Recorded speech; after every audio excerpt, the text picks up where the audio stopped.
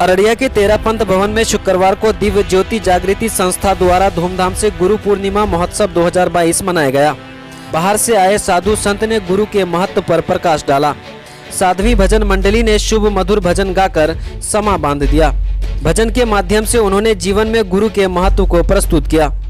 तेरापंथ भवन में हजारों की संख्या में भक्तों ने गुरु पूर्णिमा के अवसर पर गुरु के महत्व को जाना और शुभ मधुर भजन का आनंद लिया। मौके पर मौजूद संत तरुण भारती ने बताया कि मनुष्य जब जन्म लेता है तो वह कच्चा सोना होता है और जब वह गुरु के संपर्क में आता है तब गुरु उसे खड़ा सोना बनाता है। इस कार्यक्रम को सफल बनाने में स्वामी सुक्रमानंद जी, साध्वी शोभा भारती, साध्वी सरिता भारती, लक्ष्मी भारती सहित शिवपुरी व सहरसा से आए तमाम भक्तजन शामिल हुए।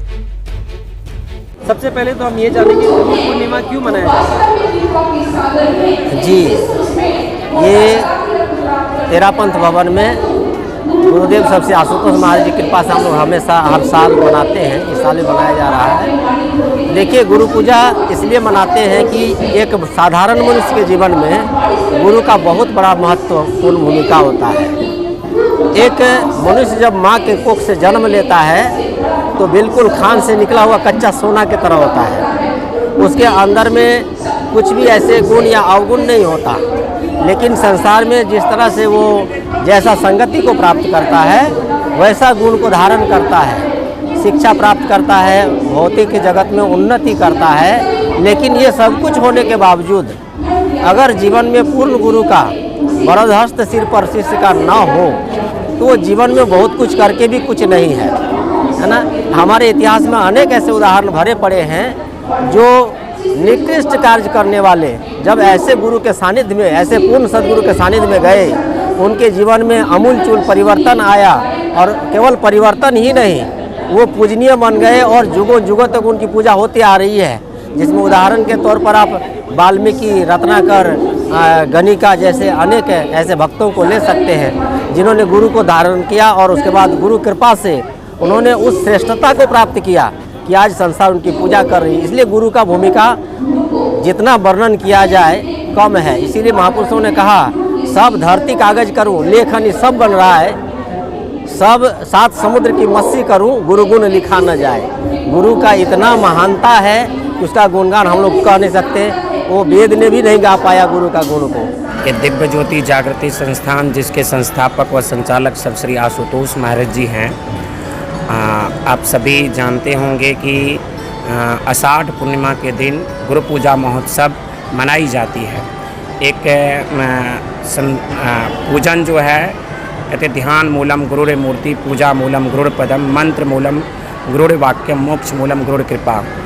वैसे तो प्रत्येक व्यक्ति किसी न किसी इष्ट देवी देवताओं का ध्यान करते हैं, लेकिन हमारे शास्त्रों में वर्णित है कि ध्यान मूलम गुरुर मूर्ति। गुरु का ध्यान, गुरु के मूर्ति का ध्यान लोग इसलिए करते हैं क्योंकि गुरु जो होते हैं, कहते हैं जो गुरु जो होते हैं, गुरु उस ईश्वर का, परमात्मा का दर्शन करवाते हैं। इसीलिए लोग गुरु का ध्यान करते हैं।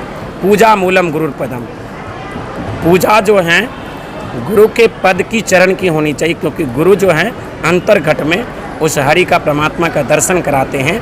इसीलिए लोग गुरु की पूजा करते हैं। जब गुरु की पूजा एक साधक नियमित रूप से करे तो उसके जीवन में बहुत सारी सुख समृद्धि सभी प्रकार की मिलती है। और हमारा आज जो ये कार्यक्रम देख रहे हैं, पूरे बिहार में लगभग 50 जगह, 40-50 जगह ऐसे आयोजन हो रहे हैं जहाँ पे आप जो कई हजार श्रद्धालुओं को देख रहे हैं। ऐसे कई हजार श्रद्धालुगण जगह जगह इस कार्यक्रम का लाभ उठा करके अपने जीवन को संयमित जीवन जीने के लिए अच्छे मार्ग पे चलने की प्रेरणा लेकर के यहाँ से जाते हैं।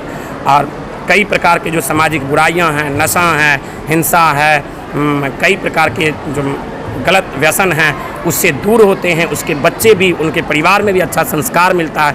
ऐसे आयोजन में आकर के आज जब इन लोगों से मिलिएगा तो कई घर में वैकुंठ बन गया है। गुरु की कृपा से उनके जीवन में जब ऐसी बातें हुई तो घर घर में वैकुंठ की स्थापना है। इस पर हम यही कहना चाहते हैं, अगले वर्ष भी यह गुरु पूर्णिमा महोत्सव फिर पुनः मनाया जाए, लोग बढ़ चढ़ के सहयोग करें और हिस्सा लें। और ये कोसी की धरती की बहुत बड़ा योगदान है। यहाँ 3 महापुरुष पैदा लिए।